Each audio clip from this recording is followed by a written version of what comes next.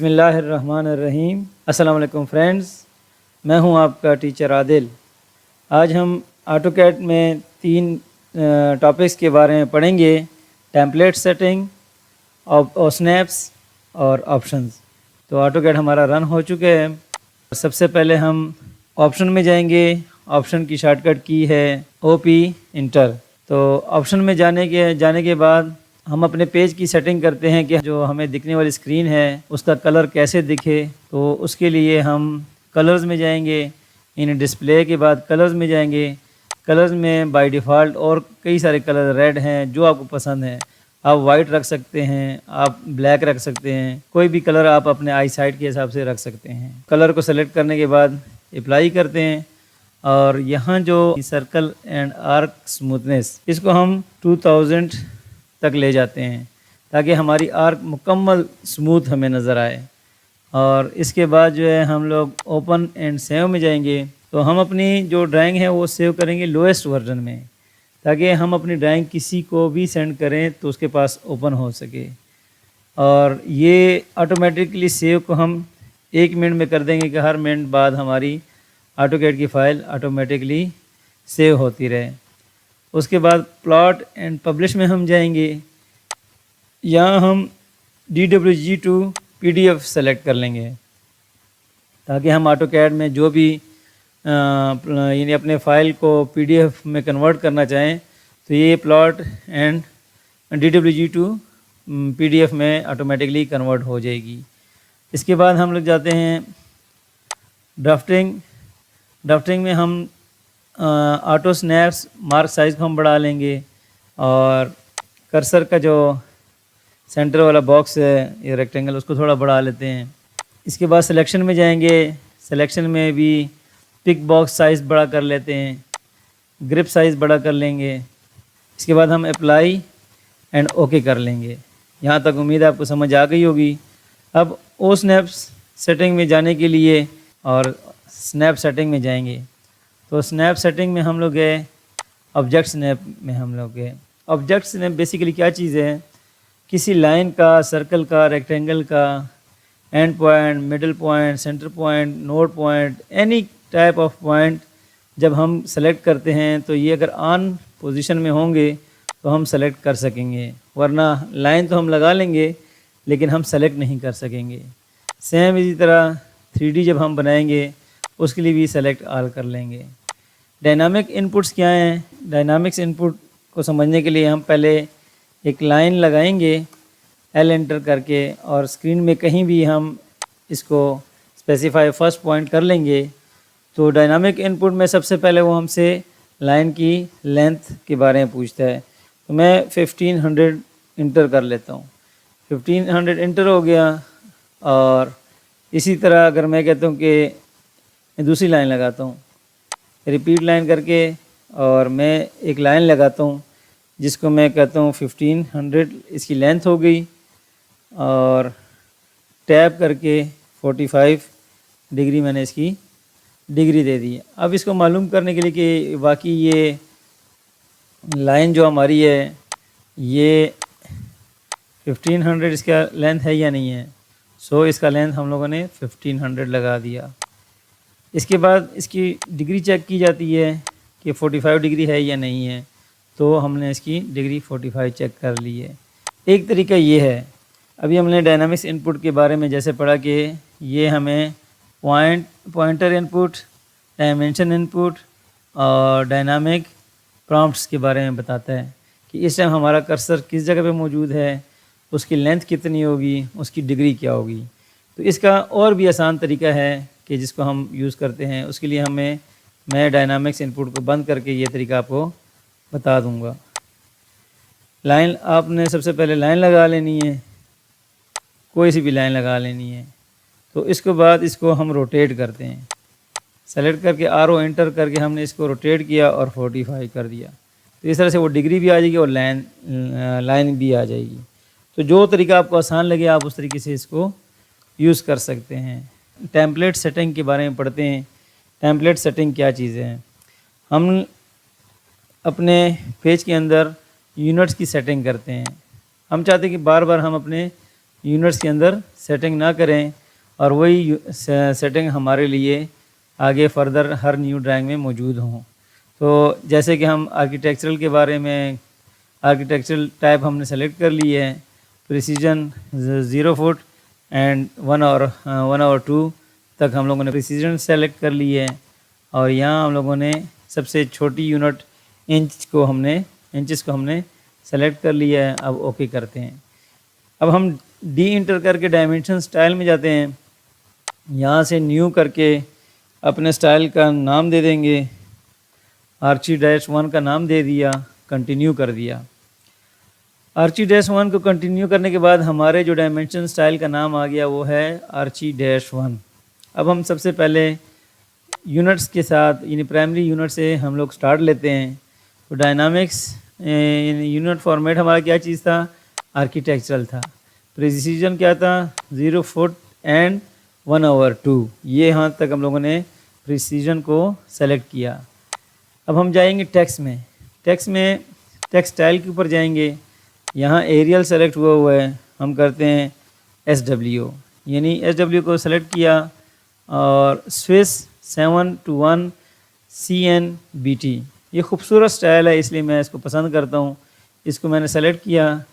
बल्कि इससे पहले भी हम अपना स्टाइल का नाम दे देते हैं, आर्ची-1 का नाम दे के, और ये हम लोगों ने इसके लिए फ़ॉन्ट सेलेक्ट कर लिया।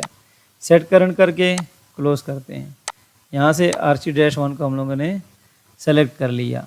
ठीक है, एक बार फिर चेक कर लेते हैं, जैसे कि आर्ची-1 है और ये सब कुछ इसमें ओके है। और टेक्स्ट का जो फर्स्ट सेटिंग होती है, इसमें हॉरिजॉन्टल पे क्लिक हुआ होता है या ISO स्टैंडर्ड पे क्लिक हुआ होता है, इसको हम अलाइन विद डायमेंशन स्टाइल कर लेंगे। ठीक है, और अगर हम लोग जो टेक्स्ट है वो अबाव रखना चाहते हैं तो भी ठीक है, वैसे अमूमन हम लोग सेंटर के अंदर रखना पसंद करते हैं। ऑफसेट फ्रॉम डायमेंशन लाइन, यानी कि डायमेंशन लाइन के बीच में इसका आपस में कितना फ़र्क हो, तो उसको मैं 2 कर लेता हूँ। और टेक्स्ट हाइट, इसकी जो टेक्स्ट हाइट है अमूमन 7 इंचेस रखते हैं। अमूमन जो मैप्स वगैरह बनाए जाते हैं, जो प्रपोज़ल के तौर पे प्रपोज़ किया जाता है, उसमें अमूमन जो टेक्स्ट की हाइट रखी जाती है 7 to 9 इंचेस तक रखी जाती है। ये टेक्स्ट जो है आपको A3 पेज पे जब आप प्रिंट लेते हैं A3 साइज़ तक, तो बहुत आसानी से दिखाई देती है। तो प्रपोज़ल तैयार करने के लिए 7 इंचेस तक हम लोग टेक्स्ट का साइज़ रखते हैं। एरो एंड सिंबल्स आप कोई भी रख सकते हैं, लेकिन मैं अमूमन जो है ना ऑब्लिक का जो एरो स्टाइल है वो पसंद करता हूँ। जैसे हमने टेक्स्ट का जो हाइट रखा 7 इंचेस, यहाँ 5 इंचेस जो है ना जो एरो हेड साइज़ है वो रख लेते हैं। और सेंटर मार्क को नन कर लेते हैं। और इसके अलावा हम फिर लाइन में चले जाते हैं। लाइन में डायमेंशन का जो कलर है वो इसलिए चेंज किया जाता है कि डायमेंशन और लाइन आपस में वाज़े हो, 2 तरीक़ों से, कलर के हिसाब से भी और थिकनेस के हिसाब से भी। यानी लाइन वेट उसका, यानी डायमेंशन का जो लाइन वेट होगा वो डिफ़ॉल्ट से कम होगा, 0.15 mm हो जाएगा। तो ये पतली लाइन नज़र आएगी यानी कि उससे। अब इसी तरह जो है ना एक्सटेंशन लाइन है, डायमेंशन लाइन आपने देख ली कि कौन सी होती है। डायमेंशन लाइन का कलर चेंज हो गया है। ये जो ऊपर वाली जो 2 लाइनें होती हैं, ये 2 एरो के दरमियान जो लाइन है, दरमियान में टेक्स्ट भी है, ये डायमेंशन लाइंस कहलाती हैं। इसके बाद हम एक्सटेंशन लाइन को कलर चेंज करेंगे। एक्सटेंशन लाइन का कलर हमने चेंज किया तो आपने देखा लेफ़्ट और राइट के जो कलर्स हैं वो चेंज हो गए। तो और इसका भी लाइन वेट सेम उतना ही रखेंगे जितना हमने डायमेंशन स्टाइल का रखा है। एक्सटेंड बियॉन्ड लाइन जो है, यानी कि इससे ऊपर कितने निकले हो और ये डायमेंशन से कितना दूर हो, तो इसको हम लोग 3 रख लेते हैं। सेम इसको भी 3 रख लेते हैं। यानी कि जब हमने एक ऑफसेट फ्रॉम ओरिजिन किया तो यहाँ से यहाँ का डिस्टेंस आ गया, और एक्सटेंड बियॉन्ड डायमेंशन लाइन किया तो डायमेंशन से ऊपर जो 2 लाइनें बढ़ गई 3 इंच की, ये वो दिखाई दे रही हैं। और बेस स्पेसिंग जो है वो जब हम अबाव करते हैं तो उसके लिए हम लगते हैं, जब टेक्स्ट अबाव फ्रॉम ओरिजिन करते हैं तो उसके लिए ये किया जाता है। तो ओके करते हैं, आर्ची-1 पे क्लिक करते हैं, सेट करंट करते हैं और क्लोज़ करते हैं। अब हम लोगों ने अपने पेज की सेटिंग कर ली है कि हम जब भी काम करेंगे तो हमारी जो डायमेंशन है वो ऐसे ही काम करेगी। डायमेंशन स्टाइल हमारा जैसे हम लोगों ने सेट किया है उस तरीके से ये काम करेगा। ठीक है, यहाँ तक आपको समझ आ गई की उम्मीद है। तो आगे इसके बारे में बताता हूँ कि क्या करना है। सेट करंट करके और ये किया, यूएन इंटर एक दफ़ा चेक कर लेते हैं, इंचेस हैं, ठीक है। अब मैं एक लाइन लगाता हूँ जो कि 10 फुट की होगी। ठीक है, 10 फुट की लाइन को चेक करने के लिए लीनियर डायमेंशन पे गए, एंड पॉइंट लिया या स्टार्ट पॉइंट लिया, एंड पॉइंट लिया, और जब हमने ये क्लिक किया तो आपके पास लाइन के ऊपर डायमेंशन आ गई है। अब हमेशा हम बार बार अपने डायमेंशन को नहीं सेट करेंगे।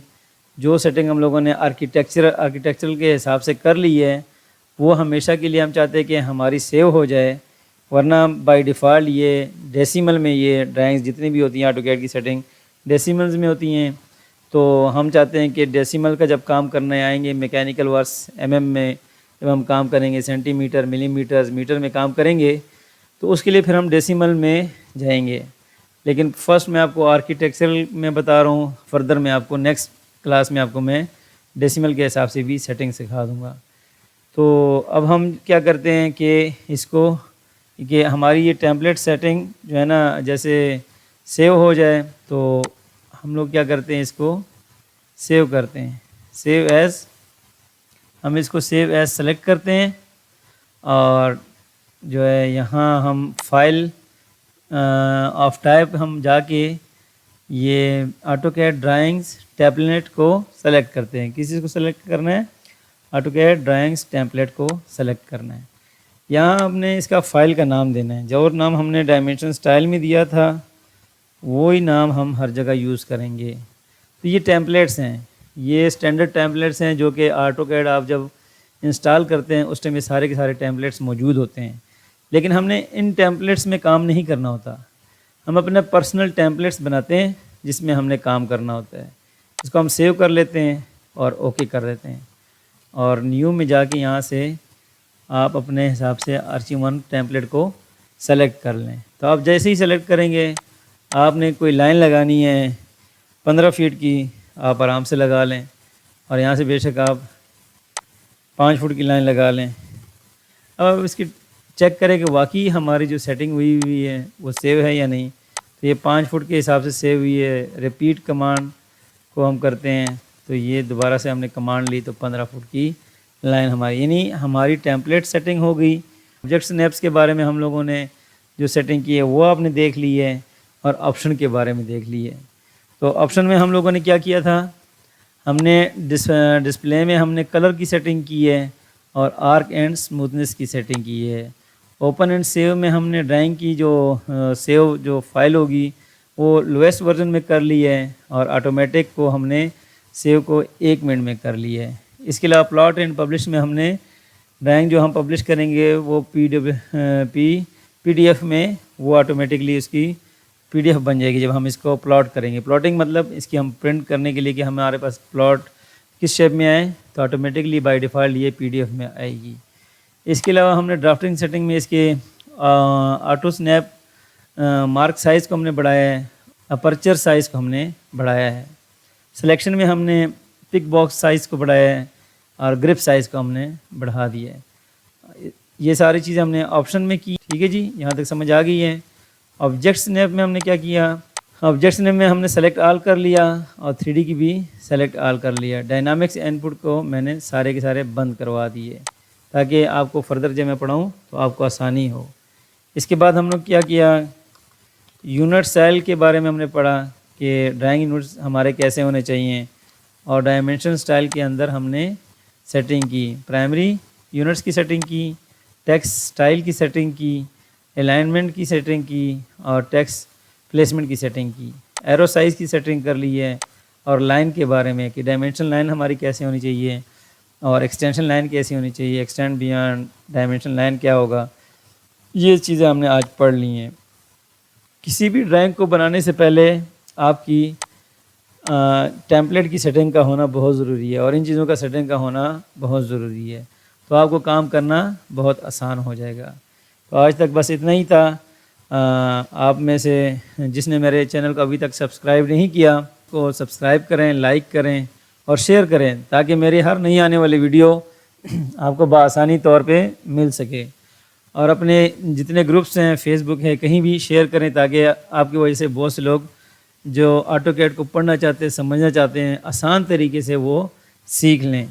और आपका कोई चीज़ समझ ना आई हो तो कमेंट सेक्शन में आप मुझे मैसेज करें, तो इंशाल्लाह आप जो चाहेंगे उस तरह से आपके लिए मैं वीडियो बना दूंगा कि जो अभी तक टॉपिक्स हमने पढ़े हैं उसमें आपको कोई चीज़ समझ नहीं आई तो उसके बारे में इंशाल्लाह आपको मैं फ़र्दर वीडियो बना दूंगा। इंशाल्लाह नेक्स्ट वीडियो तक अल्लाह हाफ़िज़, जल्द मिलेंगे। अस्सलामु अलैकुम।